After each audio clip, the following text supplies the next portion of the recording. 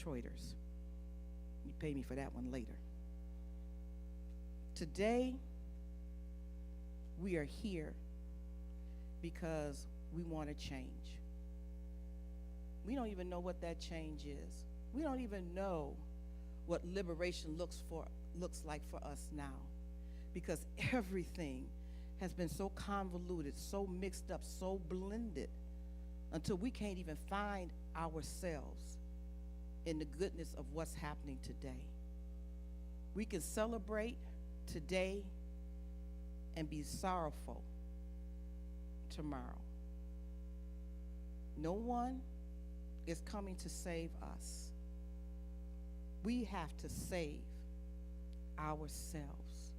We have to engage our allies in our work to save ourselves. And it's not just us.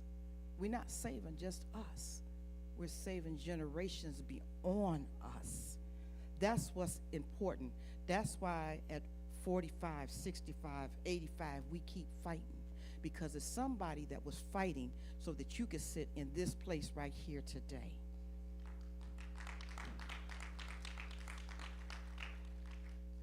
So when we think about those drums, when we see young people come before us and say, I have a dream, and I dream I can help to make our community, our lives better, those are the people that you get behind. Those are the Ken Whitakers that you get behind. Those are the Eloise Garleys that you get behind. Those are the Dr. John Duckworths that you get behind. Those are the Rick Blockers that you get behind. Those are the Hill Harpers that you get behind. So this is our political healing today. Keep fighting. Keep standing, because a change is going to come. And with that, I'm going to turn it over to the Executive Director of Michigan United and Michigan People's Campaign, Mr. Ken Whitaker.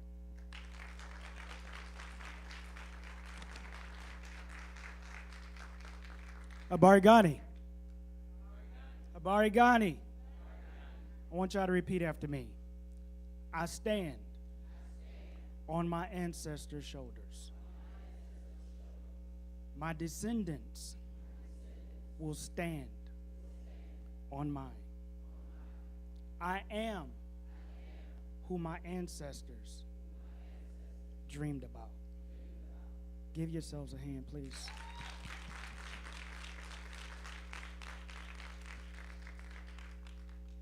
So as Elder said, I am Ken Whitaker. I'm the Executive Director of Michigan United. We're a statewide grassroots organizing organization. And when I say statewide, I mean it. We are in Flint. We're in Grand Rapids. We're in Kalamazoo. We're in Detroit. We're in Saginaw. We're in Houghton County and spreading. We are the core of what we call an organizing revival. We've been locked in for 3 years, not talking to each other, not seeing each other's faces, not getting a chance to touch mother's hand. And now we are resurging from the ashes of a pandemic. But we are resurging greater than we entered. We might have lost warriors, but through the last 3 years, we have built more. We've built more. I get the pleasure of introducing a man who has crisscrossed the state of Michigan, hearing from each and every one of us, not because he wants a position, not because he wants a title, but because he lives and breathes the lives that we lead. From criminal justice reform to the Flint water crisis to one fair wage, he's been an activist, a mentor, an advocate, and a philanthropist. Doesn't like long introductions, so I'm going to keep it short, right? I want to introduce to you a New York Times best-selling author, someone near and dear to my heart, who I appreciate his presence today, Mr. Hill Harper. Thank you, Ken. Hey, everybody. And thank you. Let me tell you something real quick to my Alpha Phi Alpha fraternity brother, the Right Reverend Dr. Duckworth. Listen, There's a saying. They say you can always tell an alpha man, but you can't tell him much. It is true. And speaking of alpha men, I've been inspired actually by your beautiful words to talk about something that I wasn't expecting to talk about. But you were talking about the 60s. And there's something I've been having a conversation with some of my friends about. That this moment right now kind of feels like 1968. Now, 1968 was an extremely pivotal year in this country. You had the assassination of Robert Kennedy, the assassination of our fraternity brother, Dr. Martin Luther King Jr. You had extreme polarization politically around issues of war, extreme poverty, hardship in urban communities, in our communities. And then coming out of that, the Coleman Youngs, the Harold Washingtons coming later, the Maynard Jacksons, and you talk about the black power or the power of an office, the ability of those leaders to be able to create and seed black businesses, making sure the contracts go, making sure, everyone always says, follow the money, follow the money, follow the money. And one of my quotes that touches my heart and also motivates me a great deal is a quote from right around 1968. And it's a quote about the future. And I think it's a question we have to ask ourselves when we walk out of this beautiful sanctuary. We heard the word fight. This weekend represents freedom. But what does our future look like? What are we going to do? What are we going to create? What are we going to manifest? And the quote goes like this: the future does not belong to those who are fearful of bold projects and new ideas, but rather the future belongs to those who can blend passion, reason, and courage into a personal commitment to the great ideals and enterprises of American society. Now, that's a long quote. I went to Harvard Law School, and one thing they do well there is the Socratic method. So what I'm going to do is walk around and call on you. No, I'm not going to do that. I'm not going to do that. So, no. But let's break down that quote real quick. First half, the future does not belong to those who are fearful of bold projects and new ideas. That simply means the future does not belong to those who are afraid of innovation, afraid of coming up with new solutions to deep-seated endemic problems. And then it goes on, but rather the future belongs to those who can blend. And then there's three words: passion, reason, and courage. Let's take the first word, passion. Passion simply means to me energy. And we know that physics tells us that if you want to move a mass or something that is in stasis, like this speaker is pretty heavy, right? So if I want to move it, can I move it with my pinky? There's not enough force or energy in my pinky. My pinky would probably break first if I applied enough, because this is heavy. But if I put my whole body into it, I can move it. So if I want to change something, if I want to impact something, if I want to take on the racial wealth gap, or I want to increase power in our community, or if I want to create more black businesses, or if I want to create better education system, or if I want to create better health care that we talked about in our communities, these big problems, what do we need? We need big energy. And oftentimes we try to take on these problems that are so large, and we get frustrated that we're not moving the needle because we're not showing up with actually enough collective energy to truly solve it. Because the beautiful thing about energy, physics tells us, is energy cannot be created or destroyed, and it's also shareable. I can share energy. So since it cannot be created or destroyed, we have enough already. It's just that, are we collaborating with it and then pointing all of our energy in the right direction? We have a tendency in our community to bifurcate our energies. We certainly do it politically. I was in Washington, D.C. last night, and I got a chance to sit with Senator Raphael Warnock for a bit. We got a chance to talk. And just think about this for a moment. There's a lot of wonderful, super smart, super great people in Atlanta. And if all of them would have run for that seat, Raphael Warnock certainly would not be a U.S. Senator. Only the 11th black U.S. Senator in the history of this country, including Reconstruction. They collaborated. They worked together. They had a plan. They played chess, not checkers. And they delivered an improbable victory in a state that most people said, well, certainly in Georgia, a black man cannot win statewide. It's a red state. But what did they do? They worked together. They amplified energy, along with other heroes like Stacey Abrams, organizing all of these new voters, finding new voters out the woodwork, going to people's houses saying, I know there's a voter back there in the back, I'm going to bring you out. But that's energy, y'all, and it's organization, what Ken just said. We have to have collective organization and collective energy to actually start to take on and solve these big problems and big issues. Then the next word is reason. That simply means having a plan or a blueprint. I often say we're all active architects of our own life.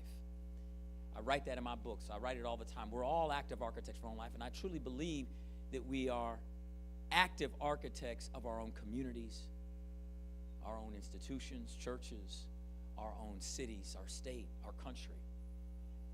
And we can actually take on creating whatever we want by using a new blueprint.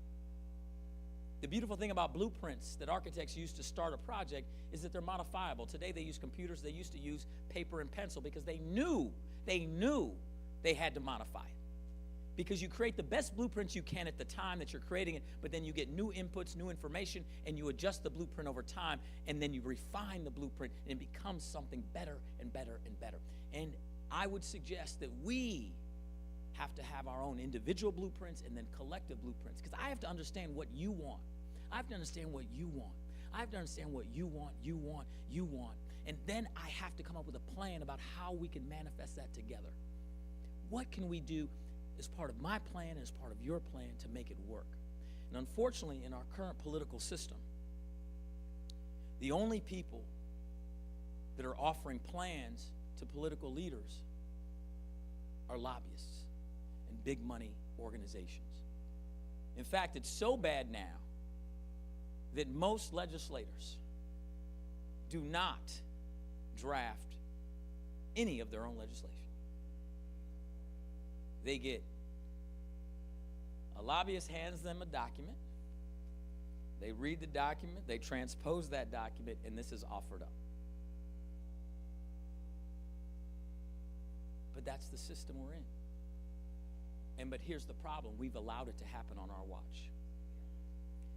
We've allowed them to put big machine politics over people.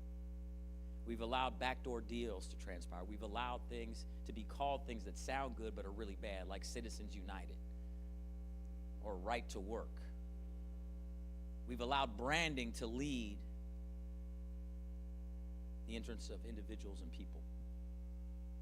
And that's why reclaiming our power is so important, because if we don't actually reclaim our power collectively, we will continue to see no results come our way, which we are seeing. I mean, in fact, if you can tell me over the last 7, 8, 10 years, has your life gotten significantly better? Has your community significantly improved? Yet we keep electing the same people to office over and over and over and over again. And what's the definition of insanity, y'all?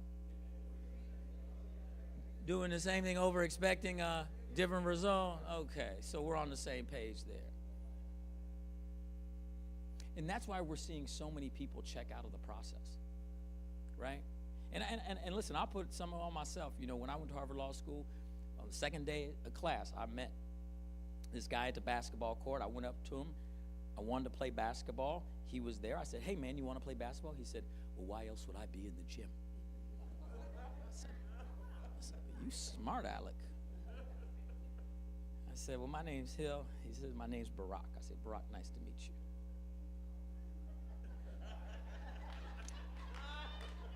And I looked up to him, and not just because he's taller than me. I looked up to him because he had a sense of purpose and a sense of gravitas. I also thought he was kind of a loser because he was almost 30 years old. I was like 21, going straight to law school. I was like, he had to take time off to come back. I'm going to have to help this Negro.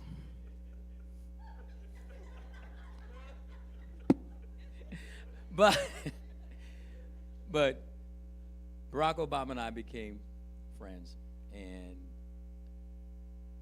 I was so impressed by him because he truly wanted to see the world become better, and he wanted to see it become better at scale.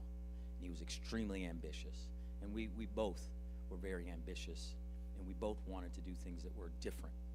And so when he graduated, everyone expected him to either, take a clerkship with the Supreme Court, which was expected if you were the president of Harvard Law Review. He did not do that. Everybody thought he was making a mistake, but he wanted to do his own path. He decided he wanted to write a book, and he wrote a book. When I decided to leave law school, and I joke with him because I'm actually the one that has a degree in government because I got a JD MPA and he didn't get that. But that's a whole other. It's a whole other thing. It's a whole thing. But when I left, I decided that I would do what I'd been doing since college. When I went to Brown University, I found the theater, and I loved it. I loved doing theater. I loved doing plays. Paul Robeson was a hero. He had gone to Columbia Law School. Sidney Poitier, Harry Belafonte, Ossie Davis, Billy D. Williams. These people that represented the best of what a black man is. And I felt that I could come out and play characters that represented the best of us and really love it. And it was in my heart. And so, much to my parents' satisfaction, I came out with 2 graduations from Harvard, but decided to wait tables from 11 at night to 7 in the morning and pursue acting. Went to New York City, started doing some theater, ended up going to Los Angeles. And as time went on, you realized, wow, the arts can have impact. The arts can move the media, but it's not enough. In fact, Harry Belafonte pulled me to the side one time and said, Hill, you have to do more. If you are a black actor, black entertainer, black artist, you have to be an activist. There's no choice. You have to. And so Harry Belafonte pushed me. What are you doing? What can you do? So I wrote my first book, Letters to a Young Brother, Manifest Your Destiny, which is a motivational book for young men of color. It's become the #1 selling motivational book in history for young men. Very proud of that. It won the American Library Association Award for Best Book for Young Adults. It's the thing I've done in my career by far that I'm most proud of, that book. Not a day goes by I don't get a reach out from a young man. This is, hey, this chapter changed my life, or this did that. Mentorship on paper is vital because many of our young men are growing up without the men in their lives to be mentors. And so that's the goal of that book, and that's what it was. And I called Barack, and I said, hey, I'm writing this book. I need you to contribute to it. At that time, he was a very junior senator, and I said, I want you to contribute to this book. At the last minute, he was in Israel. He stayed up all night and wrote his contribution and sent it to me so it could make the deadline. If you ever get a chance to read his contribution in the book, it's beautiful. And this is pre-president. This is pre-all of these things. It just shows you that what Dr. King said is true. We are all tied together in a single garment of mutual destiny. And our destinies are inextricably linked. And to the extent that we recognize that and then do that collaborative work with our blueprints, with our energy, and then with the final word, courage. Those of you that speak French, or you know the etymology of the root of the word courage, it's cour. What does cour mean in French? Anybody? Nobody speaks French? Thank you, Eric. It means heart. And I think many people think the antithesis of courage is fear, but what courage simply is getting into your heart but feeling the fear anyway.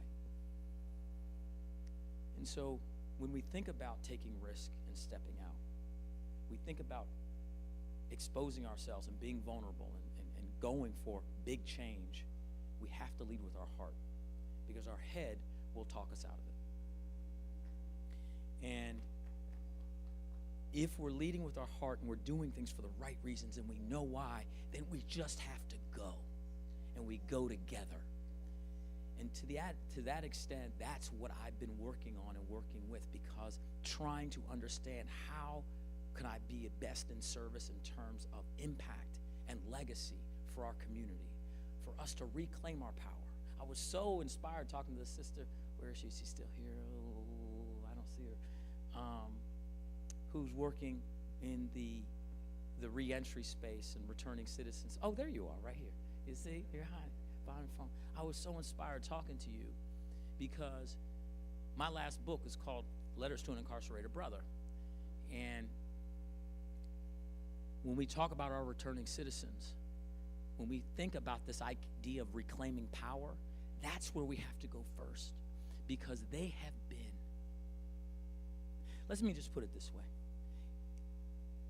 It's time we start a war on poverty rather than a war on the poor. And if you look, we're 5% of the world's population, 25% of the world's inmates. And if you think about how systemic and drastically horrible our system is, and folks want to say, oh, it's black folk, it's Latino folk, it's this. The number one linking factor of people incarcerated is poverty. They come from communities with economic fragility, lack of resources, lack of support, lack of help. And we don't want to address those. We'd rather try to figure out a way to over-police and lock them up. And so there's a couple different things we need to do in the space. I wasn't even planning to talk about this, but there's many, many, many things we need to do in the space. We have to stop in first of all, we need federal expungements. There are no federal expungements. I hosted a panel at Michigan Law School about expungements and commutations.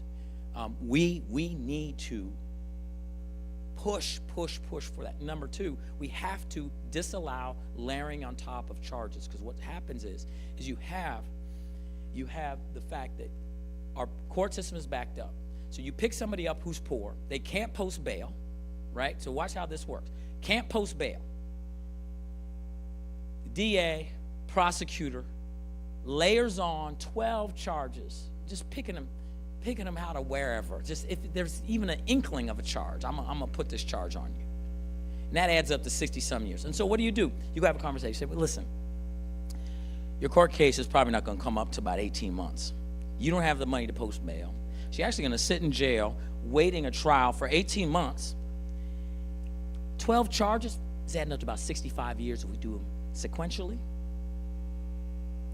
You might lose, because this is you have a bad public defender.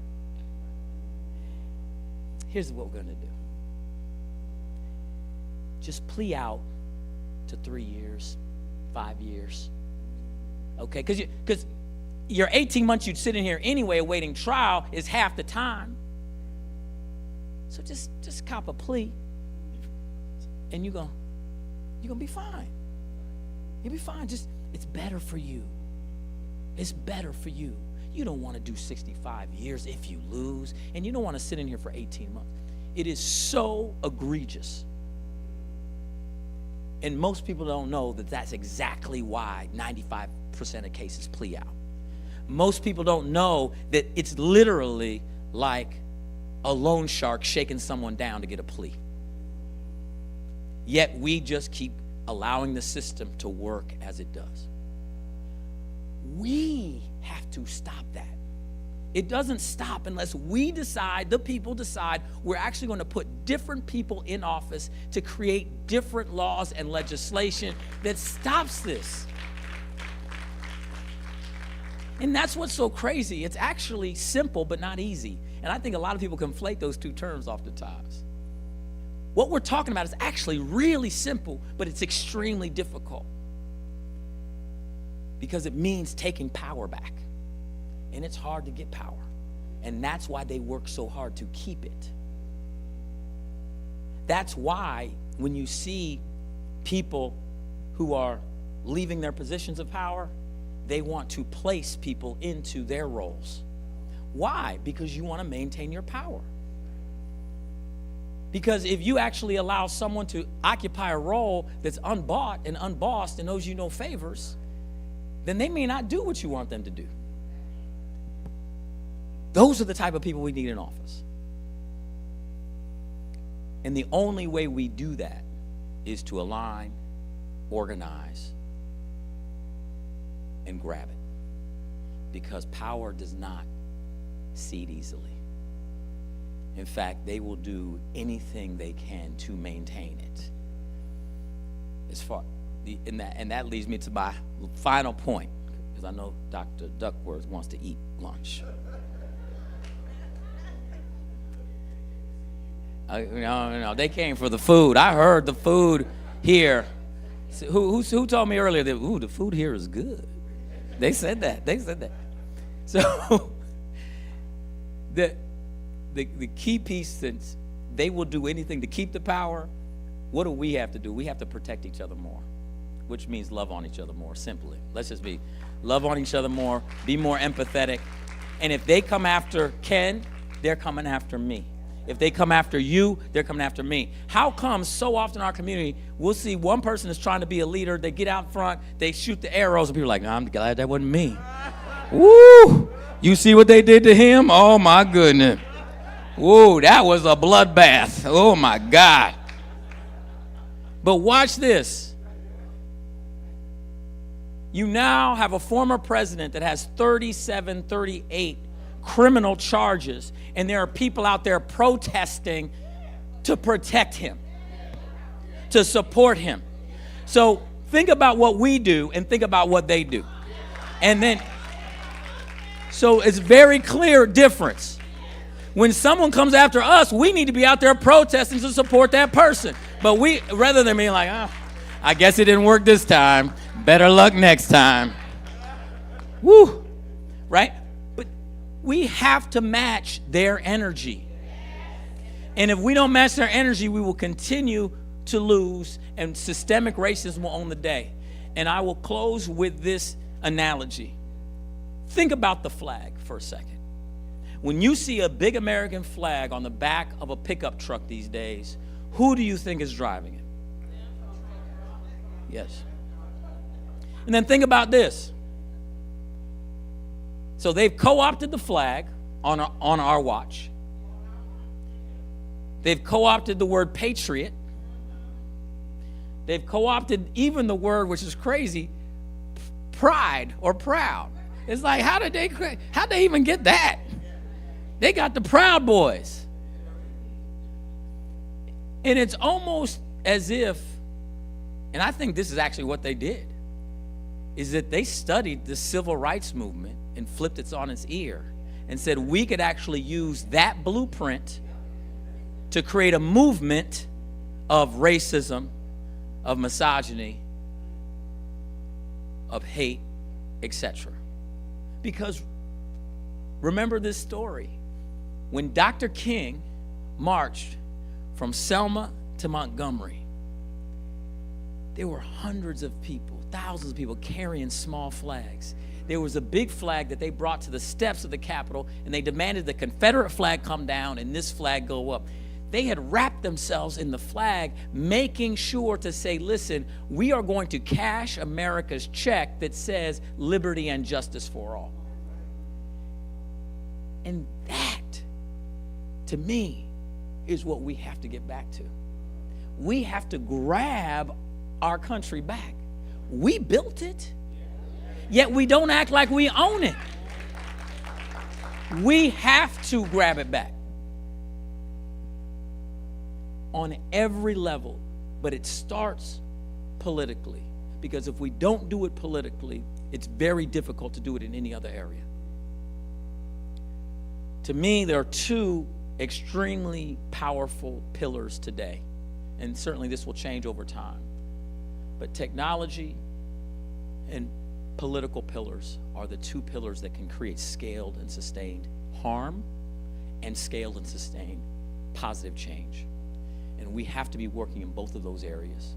We have to use the technology that's available to us. Ken just mentioned that. The idea of us using technology to organize, to then organize all these returning citizens. There are over 600,000 returning citizens in Michigan that don't vote that are eligible to vote. Do you know when Gretchen Whitmer won the governor primary, she won with 588,000 votes? I just said there are 600,000. Just that constituency group alone, if they voted in the 90 percentile, could control every election in the state. Just that group, let alone our community. Yet we don't recognize it. And those of us who do aren't working hard enough to, even if you have to grab somebody by the head, because if you look at our turnout rates in a primary as opposed to the general election, somehow somebody's convinced you that primaries don't matter. And think about who. How does this work? When you have low turnout, who wins? The incumbent, the establishment. When you have high turnout, they tend to lose. So therefore, if you're an incumbent or the establishment and you're in power, you're incentivized to what? Suppress the turnout. Primaries don't matter. Just vote in the general election. Don't show up in August. Just show up in November. That's what gets circulated in our community. There's no ballot initiatives in the primary. That's going to be in the general. Don't worry about that. You don't even know all these names of these people at the bottom of the ballot. You don't need to vote. That's what they try to convince you. And that is how we have to fight back and grab people in our community to bring them out. Because the beautiful thing is, if we really, really, really got organized, now that, and I'll tell you, we give credit where credit is due. Jocelyn Benson, Hester Wheeler, and the Secretary of State's office has done a fantastic job with opening up voting here. So, what do we got? 45-day absentee. 45-day absentee, which is fantastic. 9-day minimum early voting. You can have more, depending on your district county if they decide more, but 9-day minimum, same-day registration. So what does that tell you? It says that if we are organized and we have the resources and the funding, you should be able to win before Election Day. Because that structure allows for participation.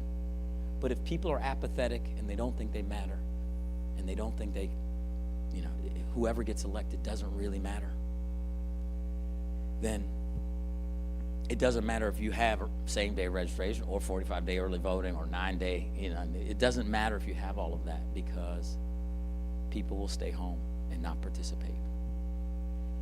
We have to educate each other. We have to, and it starts now. It can't just be the last weeks and the last this, and you got to do this. It starts now, and it also starts with supporting organizations like Michigan United. It starts supporting organizations that are doing the work in a grassroots way on the ground across the state. There's no question that this work only happens with organizers.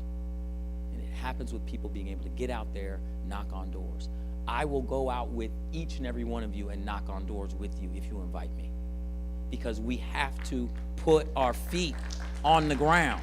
We have to go door to door. Because that's when people see you present. That's that secret sauce. Because they feel like if it's important enough for you to show up at my door, then maybe there's something there. If all they hear are some robocalls and some TV ads, then it'll just be the same regular folks winning again. I mean, listen, it'll be a rinse and repeat. But we have to be activists. That means be active, not passive. That means, when you catch the Holy Ghost,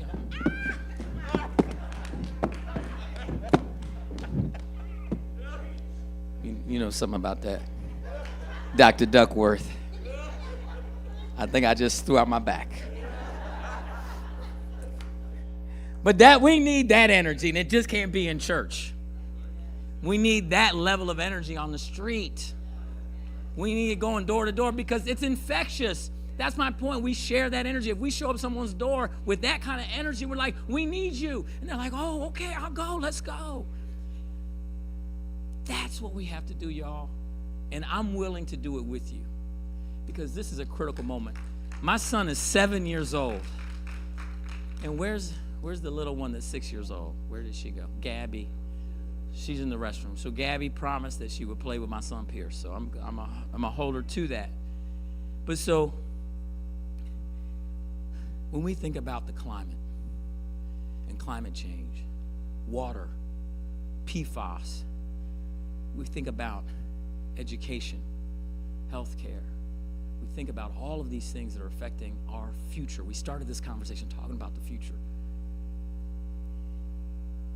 This is a critical moment, just like 1968. This is an inflection moment. 2024 is going to determine, I believe, the future of this state and the future of this country. There may not be another open Senate seat in the state of Michigan for 40 years. And that seat is so critical because you saw what Joe Manchin did, for instance, recently in the U.S. Senate. There's so much power with senators because what they can do is they can put their elbows out and say, well, you really need my vote for a majority, so therefore I'm going to have to insert this little clause that the lobbyist gave me to insert. So even it had to do with the debt ceiling, they inserted a clause about funding 47 fossil fuel companies into the debt ceiling bill that needed to get passed because he had leverage or power. Think about that. Wouldn't you want that leverage and power to be used for us? Wouldn't you want it to be used for, okay, you want to pass the debt ceiling, we're going to have to put billions into education in Michigan, or we're going to close down jails as the #1 mental health facility and actually open up mental health facilities. We're actually going to create affordable housing. You're going to have to, and they're like, no, that's going too far. No, you need my vote. You're going to have to do that, right? But somehow, no one's ever leveraging for us. They're leveraging for the folks that write the checks. That's why we got to take back this power. Gabby, we were just talking about you. I'm so happy you're back. You're phenomenal. So that's the future, y'all. And if you're not willing to bring the energy, catch the Holy Ghost, and get on fire for yourself, get on fire for her. Get on fire for my son Pierce. So thank you. I'd like to close with just a little mantra or affirmation that I use because sometimes it gets hard to do that work. Sometimes it gets hard to stay on fire. And so I say this to myself sometimes just to remind me. And it wasn't until I got to Hollywood that I realized why people had entourages. They have entourages just for somebody whispering in your ear, say, oh, you can do it. You're great. Just keep on it. Yeah, I know it's horrible, and I know they're talking bad about you on social media, but you're okay, right? So sometimes, but I couldn't afford it. So I needed to be my own entourage. So I do my own affirmation. So I say this with me with a little vocal energy. I will not allow fear to stop me from making the choices and taking the actions that I already know I should take. Instead, I will live my life with courage, with conviction, and big energy. And in so doing, create victory for me and my community. God bless y'all. Thank you so much.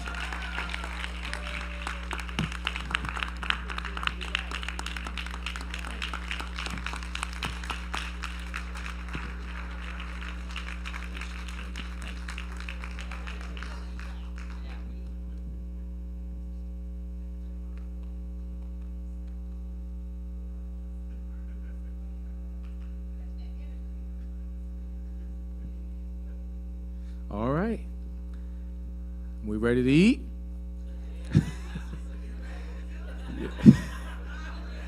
We ready to eat? Let's give another hand to Brother Harper. No. We can give electronically. Giblify GMBC. Oh, Michigan United.